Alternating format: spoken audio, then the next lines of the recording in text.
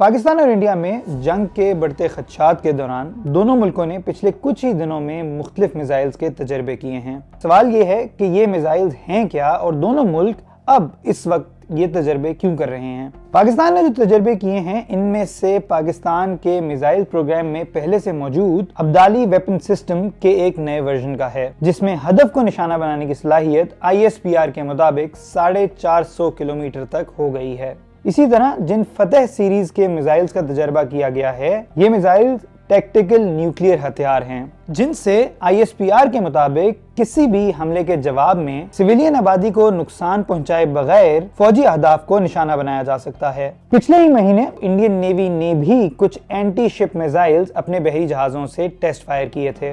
ये मिसाइल भी long range precision strikes के लिए इस्तेमाल किए जाते हैं। दोनों मुल्कों का कहना है कि ये टेस्ट्स और एक्सपेरिमेंट्स ऑपरेशनल रेडीनेस दिखाने और यकीनी बनाने के लिए किए जा रहे हैं। ये एक्सपेरिमेंट्स एक ऐसे वक्त में किए जा रहे हैं जब पाकिस्तान और इंडिया के दरमियान फौजी बयानात की एक जंग चल रही है। पहलगाम वाक़े के बाद दोनों मुल्कों की तरफ से कई और ऐसे टिट फॉर टैट इक़दामात भी लिए गए हैं, जैसे इंडिया की तरफ से इंडस वाटर ट्रीटी को मुअत्तल करने पर पाकिस्तान का शिमला एग्रीमेंट से पीछे हटने का फैसला, दोनों मुल्कों का एक दूसरे के लिए एयर स्पेस बंद करने का फैसला और वगैरह वगैरह।